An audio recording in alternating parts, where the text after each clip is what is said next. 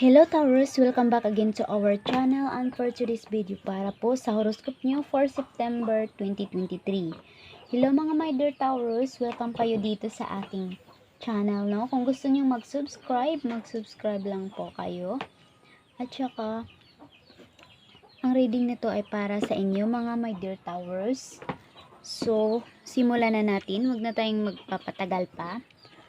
Bago ang lahat is magdasal muna tayo sa ating mahal na Panginoon na sana po is gabayan niya tayo sa ating reading para sa inyo for September. Paalala lang po na ito ay isang gabay lamang. Nasa Panginoon pa rin po ang may alam sa ating buhay. Kaya simulan na natin.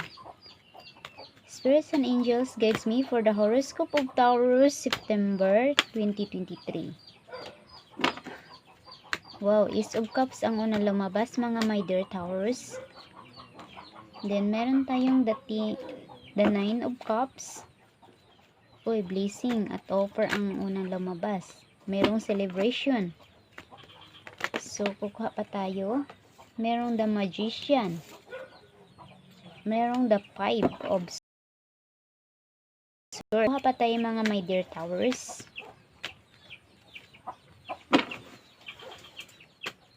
So, pipick up pa tayo ng iba pang mga card. We have the Temperance.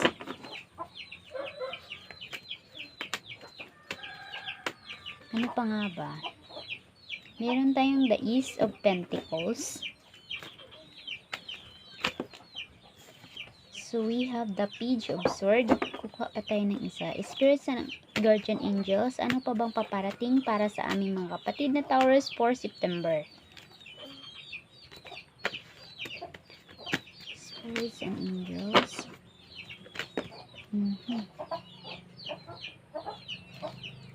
So, ito na po yung mga card natin mga my dear Taurus. So, meron tayong the Page. Meron tayong the Page of Sword.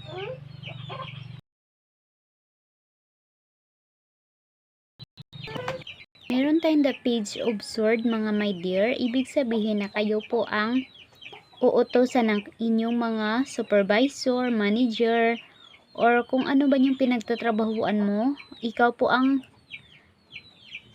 uutusan nila. Kumbaga, ibibigay sa iyo yung project or whatever, kung ano yung pinagkaabalahan ninyo, merong magbibigay sa inyo yan. So, dito we have the Ace of Pentacles. So, dito mga my dear Taurians, so merong napaka-high ng intelligence nyo this month. Marami kayong mabubuong ideya na magbibigay sa inyo ng kaperahan. Okay? For some of you naman, lahat ng yun is pinagdarasal nyo talaga kung ano man yung mga iniisip ninyo. Okay? At nakikita natin dito na magsisikap po kayo kung ano man yung mga gusto nyo sa buhay with the Temperance energy. Okay? Posibleng isa Sagittarius ang magbibigay sa inyo ng blessing or magiging creative kayo. So, sabi ko na nga kanina na posibleng maging creative kayo this month. So, be careful lang po mga my dear Taurus dahil meron tayong the Five of Swords. Gusto kang saktan nito, kaya naman is mag-ingat-ingat po sa mga sinasabi ninyo. Baka may ma-offend kayo or dito merong aalis dahil nasasaktan po siya. Okay? Be careful what you are saying. Okay? For some of you naman, sinishare nyo na po yung blessing nyo, yung tagumpay nyo sa ibang tao, kamag-anak nyo or what.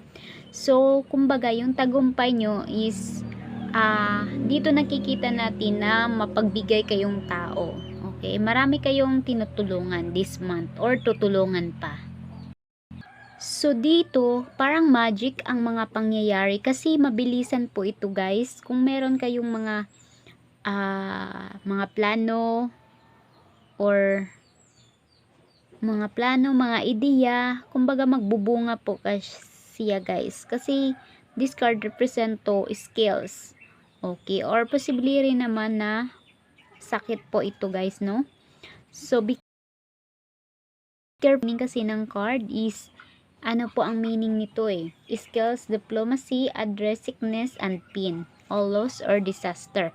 So, be careful lang this month mga Lodi or mga B. So, dito mga my dear, so we have the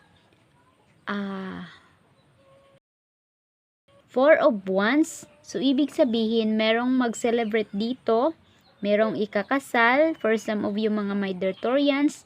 And then, for some of you naman is merong uuwi galing abroad, yung mga ka-relationship nyo.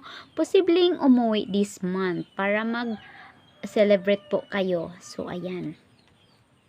So, dito with the Ace of Cups, mga my Taurians, meron kayong abonda. Kumbaga, nag-uumapaw po ang blessing nyo this month with the Ace of Cups. Okay, mga my dear. Kasi this card represent a blessing. So, meron kayong true heart joy. Kung for some of you, merong peaceful sa pamilya, merong magkakasundo. So, ayan. So, meron ding pera na darating dito. So, yun po ang ating nakikita. So, dito guys, paupo-upo na lang kayo dahil nag-celebrate na kayo sa inyong naipon na mga cups. Ito ay distillation po kasi maraming blessing po ang papasok sa inyo this month, September. Kaya congratulations mga my dear Taurians. Sana po ay nag-enjoy kayo sa ating reading ngayon. So, meron tayong mga negative energy with the Page of Swords and the Five of Swords. So, kailangan nyo itong ipagdasal na hindi mangyari iyon. Alam naman natin na ang Panginoon lang po ang may alam sa ating buhay. Kaya sa Kanya lang po tayo lalapit mga my dear Taurians. So, yun po mga my dear Taurians. Sana po ay nag-enjoy kayo sa ating reading. At kung gusto niyo po yung makasubaybay sa ating reading, i-subscribe nyo na lang po ako at i-hit ang notification bell para palagi kang updated. Don't forget to like, share, and comments. Thank you for watching. Bye-bye. See you in my next video.